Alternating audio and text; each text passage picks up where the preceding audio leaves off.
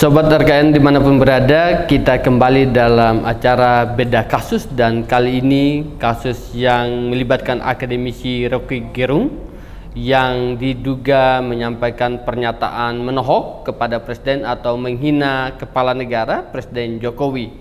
Nah, ada sejumlah pandangan pro kontra terhadap pernyataan Rocky Gerung dan sejumlah sudah melaporkan tentang dugaan penghinaan kepala negara. Dalam beberapa media juga saya membaca bahwa tidak hanya soal berkaitan dengan penghinaan kepala negara atau pencemaran nama baik misalnya, tetapi juga soal etika bernegara. Nah, saya ingin memulai dari Pak Petrus menyampaikan. Saya ingin Sobat RKN, saya perkenalkan Pak Petrus Celestinus sebagai Koordinator Pergerakan Advokat Nusantara, disingkat Perkat Nusantara, sekaligus sebagai Koordinator Tim Pembela Demokrasi Indonesia. Selamat Pak Petrus. Berikut praktisi hukum dan juga pengamat kepolisian Pak Alfonsus Leomau, pengamat sosial, dan berikutnya advokat praktisi hukum Pak Karel Ticu Alu, pengamat sosial kemasyarakatan. Dan kesempatan pertama silakan Pak Petrus menyampaikan pandangan terhadap dinamika yang mendapat perhatian publik saat ini. Ya, terima kasih. Saya melihat masyarakat menyikapi pernyataan Rocky Gerung, mereka terlalu fokus kepada nama baik Jokowi. Oke. Padahal jika dilihat dari begitu banyaknya Rocky Gerung sering melontarkan pernyataan yang bersifat menghina, mungkin Jokowi sudah berkali-kali, ya, dulu ada pernyataan yang menyatakan otak Jokowi itu seperti apalah begitu, kemudian terakhir yang sekarang ini bahwa dengan diksi yang menyatakan bahwa Presiden Jokowi ya pengecut. Kemudian ada kata bajingan, ada kata tolol, ya kalau nggak salah. Ya. Nah, lalu masyarakat bereaksi, berbondong-bondong datang ke kantor polisi melaporkan tentang dugaan fitnah kepada Presiden Jokowi. Polisi pun menyikapinya secara beragam. Di Bareskrim laporan mengenai fitnah ditolak dengan alasan itu delik aduan, sementara di Polda bertengkar dulu kemudian baru diterima. Artinya Polri dalam melihat kasus ini tidak punya sikap yang sama, ya. Mereka juga dengan enteng aja, wah ini delik aduan. Padahal harusnya mereka melihat kepada perspektif yang lain. Nah, saya melihat persoalan Rocky Gerung bukan persoalan Rocky Gerung pribadi dengan Jokowi pribadi, tetapi di sini persoalan bagaimana etika bernegara dirusak oleh begitu seringnya Rocky Gerung dengan mulutnya yang enteng, baik di dalam forum diskusi, ya, atau diundang untuk di berbagai podcast dia ngomong, dia enak aja mengata-ngatain orang dungu, tolol, macam-macam. Dan tidak pernah laporan masyarakat tentang fitnah di kepolisian tidak pernah diproses. Ini juga yang membuat Rocky Gerung semakin besar kepala, semakin banyak disukai orang, ya. Dia seorang influencer, followersnya jutaan. Jadi saya lihat setiap ucapan dia yang bersifatnya menghina, merendahkan martabat orang dan tidak ditindak, tidak mendapat sanksi hukum dan sanksi sosial, ini ancaman serius terhadap kita bernegara, ya. Kita ini kan masyarakat yang majemuk. Kita diwariskan nilai-nilai leluhur nenek moyang kita, ya. Punya budi pekerti, yang anak kecil harus hormat terhadap kakak atau orang tua, yang umur lebih muda harus tabe kepada yang lebih tua. Tapi buat Rocky Gerung tidak ada. Sehingga dari posisi Rocky Gerung dengan followers begitu banyak, saya melihat ini kelompok ini sedang membangun satu kekuatan untuk perlahan-lahan menggeser budaya asli bangsa Indonesia, budaya kita sendiri yang kita warisi secara turun-temurun. Sampai sekarang pun kita mungkin untuk mengucapkan kata-kata seperti yang diucapkan oleh Rocky Gerung terhadap kawan yang lebih tua, Itu kita tidak akan lakukan itu kalau bukan karena kita sangat emosi. Itu pun serta-merta kita minta maaf. Tapi buat Rocky Gerung tidak, dia anggap itu makanan sehari-hari, dia anggap dia disukai, sehingga ya suka-suka dia. Jadi polisi harusnya abaikan soal penghinaan terhadap Jokowi. Itu urusan pribadi Jokowi. Jokowi merasa nama baiknya mau diinjak-injak, silakan. Tapi soal etika bernegara, polisi harus bertindak baik dilaporkan maupun tidak dilaporkan. Baik, terima kasih Pak Petrus. Pak Alfons, silakan merespon. Dari perspektif penegakan hukum, sebagai mantan seorang polisi, tindakan Mabes tidak terima di Polda akhirnya terima. Kalau dalam aspek penegakan hukum itu sebenarnya polisi itu punya tugas, ada aspek preventif ya. Jadi bagaimana agar suatu tindak pidana terjadi, bagaimana dia menghilangkan faktor-faktor relatif kriminogen agar tidak terjadi ancaman faktual. Maksud saya begini. Kenapa waktu orang melapor tidak terima saja? Karena masyarakat melapor kan tidak harus tahu undang-undang. Silahkan polisi pelajari laporannya begini, terus pasal apa kira-kira. Nah, tahapnya penyelidikan. Jangan baru orang datang di SKPT, SPKT, udah ditolak. Di mana fungsi pelayanan?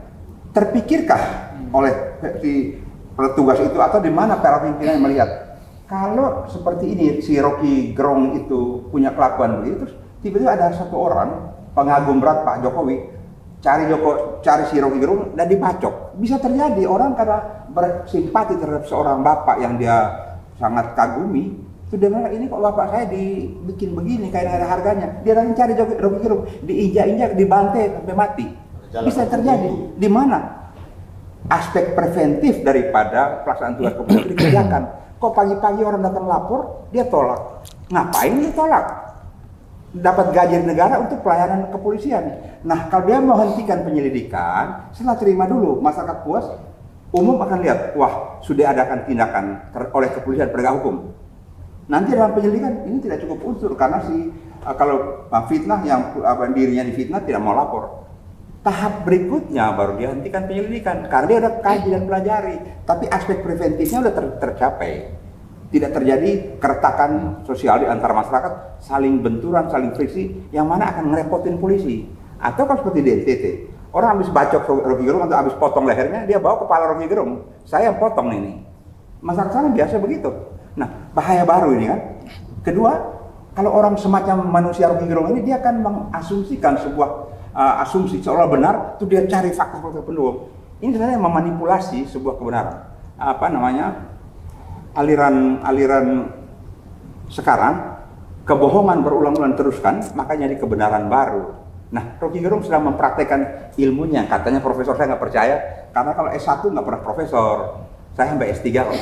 S3 pun belum tentu profesor karena profesor ada sebuah proses akademik. Kumnya berapa sih? Rocky Gerung banyak kali ngomong, saya S1 ngajar S3. Tolol dia, saya bilang.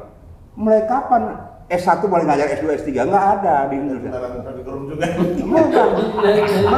Saya mau katakan itu karena dia katakan dia S1 ngajar S2, S3. Saya di S2, S3 UI nggak pernah diajar S1. S2 diajar S3. Saya ngajar di PTIK yang begitu saja.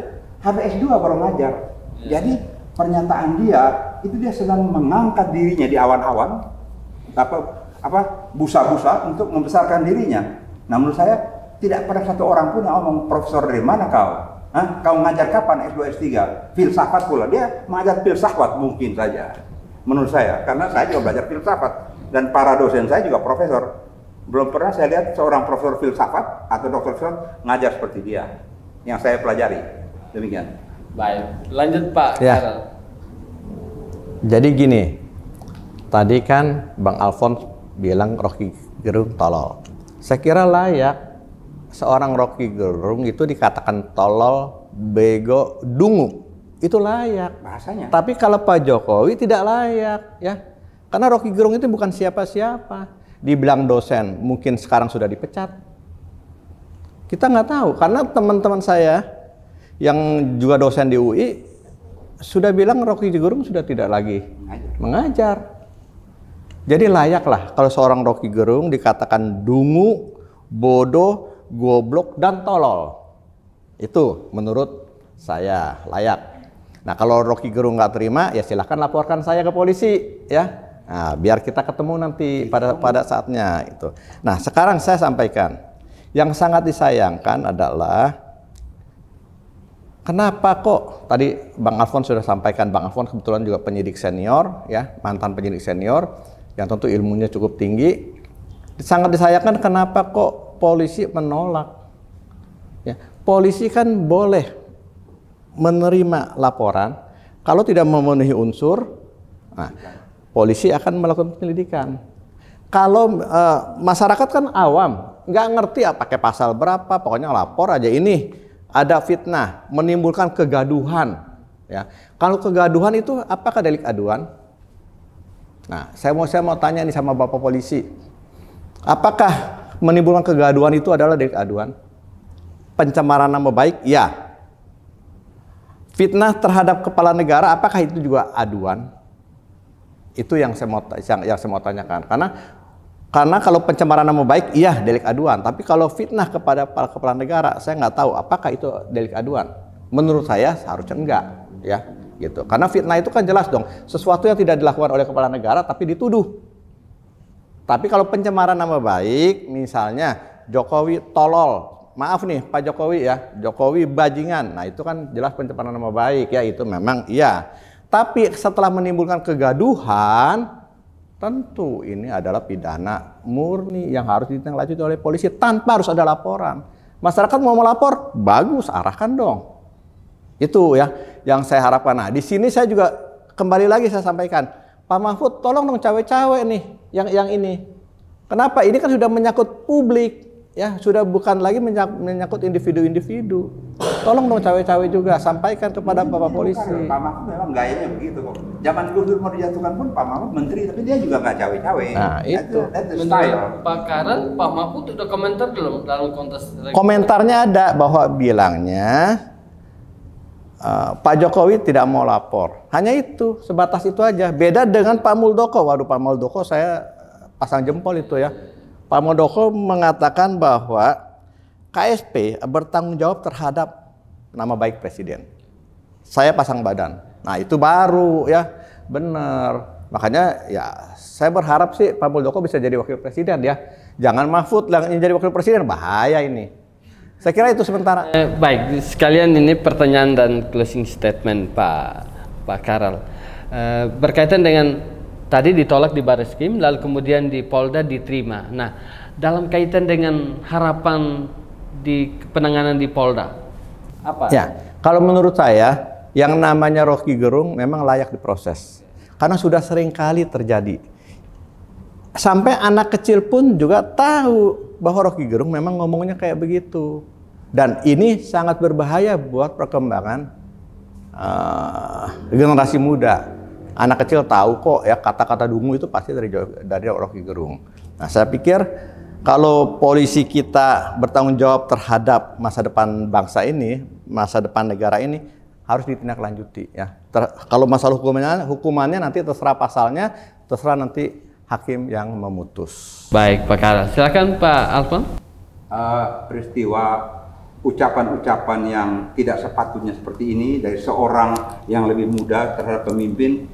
Ini mungkin istilahnya ibaratnya tupai, sepandai-pandainya tupai meloncat, satu hari dia nyemplung juga ke lubang. Ini hari adalah saatnya. Dia pikir omongan beliau tidak menimbulkan keresahan atau kekacauan masyarakat. Dia kira, nah kalau dia pintar kan dia bisa memprediksi dong kemungkinan. Tapi ini kali memang lubangnya sedang terbuka dan dia sedang pelan-pelan terisap ke dalam lubang permasalahan yang dia omong sendiri. Nah, kata-kata Ruhut Sitompul biasanya mulutmu harimaumu. Nah, ini memang mulutnya jadi demikian.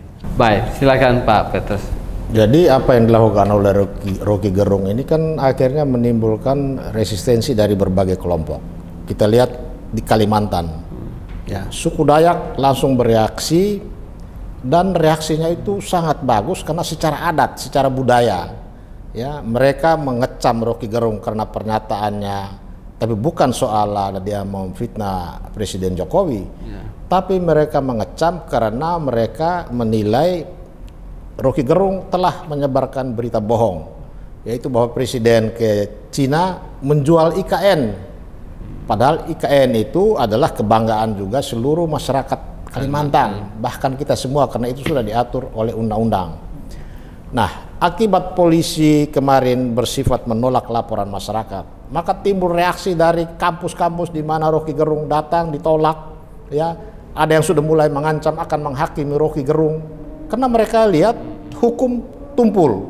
Ya, untuk sekedar menyalurkan laporan, ya, informasi yang masyarakat temukan bahwa Rocky Gerung diperhadapkan kepada tuduhan menghina presiden dan menyebarkan berita bohong yang bisa menimbulkan keonaran, dan sekarang ini keonaran sudah terjadi di berbagai tempat. Masyarakat menyatakan menolak dan akan mencekal Rocky Gerung datang dimanapun, ya, bahkan ada yang sudah ngancam.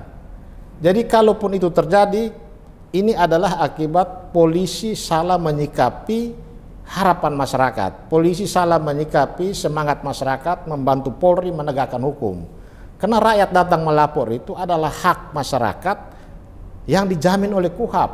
Mereka datang itu atas perintah undang-undang, bukan maunya dia. Dia juga bukan kurang kerjaan ke masyarakat ini. Dia banyak kerjaan, tapi dia merelakan waktunya datang membawa informasi kepada polisi supaya terhadap Rocky Gerung dilakukan tindakan kepolisian. Karena selama ini dia selalu bebas.